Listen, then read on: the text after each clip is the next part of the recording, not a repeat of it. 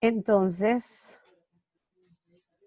vamos a hablar sobre otra etapa de nuestro territorio colombiano conocido como la Nueva Granada.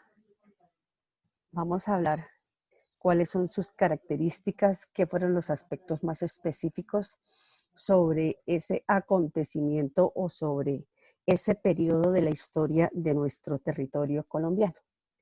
Entonces, cuando se disolvió la Gran Colombia, entonces aparece o se le da el nuevo nombre a nuestro territorio relacionado con lo correspondiente a la Nueva Granada. Vamos a mirar cuáles son las características específicas de esa Nueva Granada. ¿Cuáles fueron los aspectos más sobresalientes de este periodo o de esa época? La Nueva Granada. Hay unos aspectos que sobresalieron en esta época correspondientes a la historia de Colombia. Y ocurrió cuando, durante la invasión napoleónica a España. ¿Por qué se llamó invasión napoleónica? Porque el ejército que invadió a España estaba dirigido por un señor llamado Napoleón. Por eso se denominaron invasiones napoleónicas. Durante esa época también de la Nueva Granada, otro acontecimiento importante, otro hecho histórico que se presenta en nuestro territorio es el grito de independencia. Recordemos que en esta fecha, este 20 de julio de 1810, no fue que se dio directamente la independencia, sino que se inició el proceso de la independencia. En ese momento fue que empezó, y recuerden que este proceso de independencia tuvo una duración aproximadamente de 9 años, en los que organizaron, miraron, establecieron qué era lo que se estaba haciendo. En este momento sigo explicando, entonces están exponiendo atención. Luego viene otro aspecto que fue la influencia de las ideas de la Ilustración, también conocido como el Año de la Luz. ¿Qué pasa? Antonio Nariño fue uno de los personajes que estaba yendo a España y se dio cuenta de algunas ideas fundamentales relacionadas con lo que se llamaba el siglo de la Ilustración o siglo de las ideas de la Ilustración. ¿En qué consistía eso? Eso era un movimiento cultural europeo que quería cambiar en el hombre la mentalidad, hacerle entender que existían formas de superación, que había que cambiar el mundo. ¿Para qué? Para bien, para mejorar las situaciones. Entonces, es así como él trae ese movimiento llamado las ideas de la Ilustración o siglo de la luz. Otras cosas que se establecieron o que se resaltaron en esa época fue las dos formas de gobierno, centralismo y federalismo. Recordemos que el centralismo era un solo gobierno quien establecía las leyes, las normas, y estaba dirigido por Simón Bolívar. Y otro que era federalismo, en el que se decía que era mejor que cada sector, cada región tuviera su propio gobierno, sus propias leyes, su propia constitución para lograr mejores resultados, y ese federalismo estaba representado por el señor Francisco de Paula Santander. Durante ese periodo también hubo una parte en la que se llamaba Patria Boba. ¿Por qué se llamaba Patria Boba? Porque Colombia permitía que hicieran con ella lo que se quisiera. Entonces, no como que no se establecía. Pero con la disolución de la Gran Colombia, entonces se presentan cambios. Y también con la reconquista española. Después de las invasiones napoleónicas, vuelve otra vez España a coger fuerza y vuelve nuevamente a tratar de reconquistar, de establecerse nuevamente en Colombia como el amo y señor. Pero ¿qué pasa? Sobresalen unos líderes militares. ¿Y cuáles son esos líderes militares?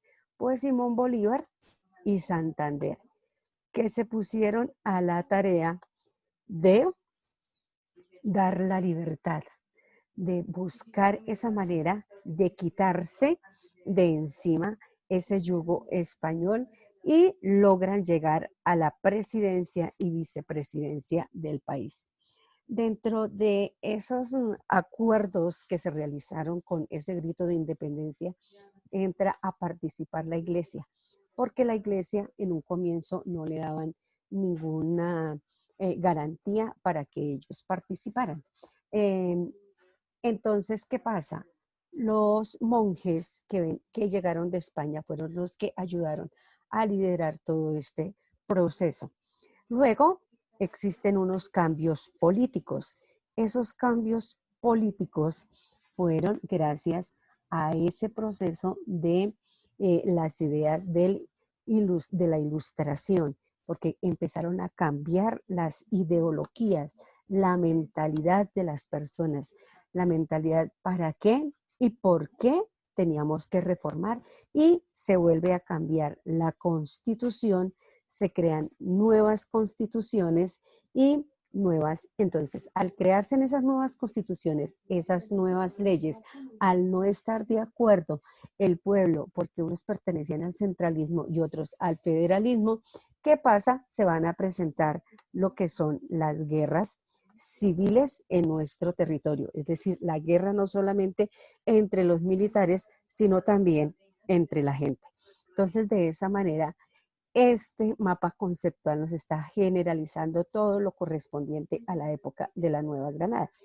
Tenemos también quienes conformaban a la Nueva Granada. La Nueva Granada estaba conformada por 19 provincias. No se llamaban departamentos, no se llamaban municipios, porque podían ser o más grandes o más pequeños. Entonces, por eso se llamaron provincias.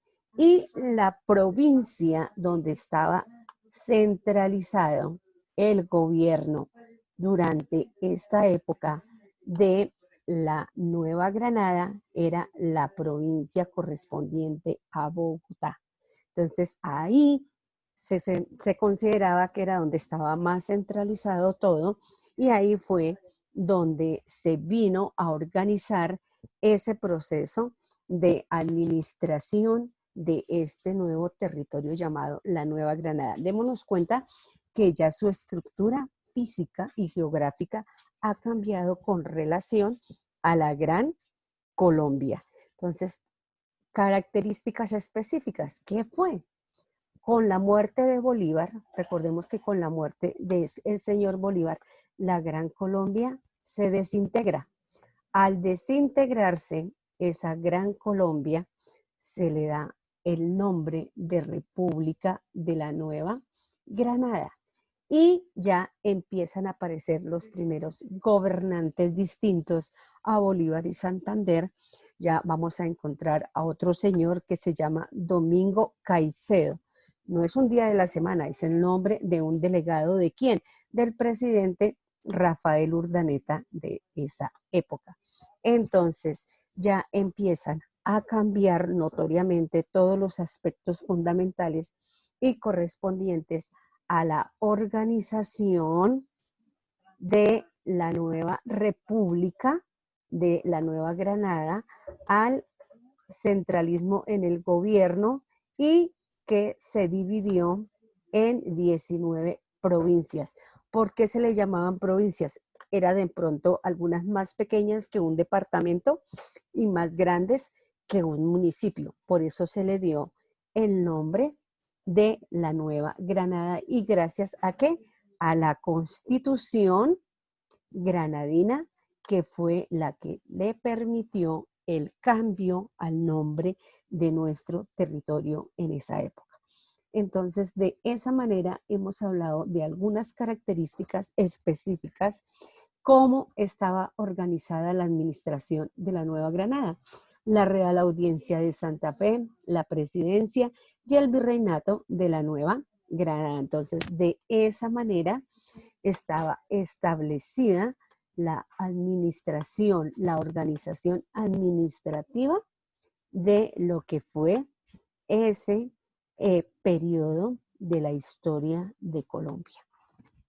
Entonces, de esa manera hemos analizado cada uno de los aspectos fundamentales que intervienen en ese proceso o en esa época conocida como la Nueva Granada en nuestro país. Entonces, ahora sí, en la parte de historia, vamos a tomar los apuntes correspondientes a este tema.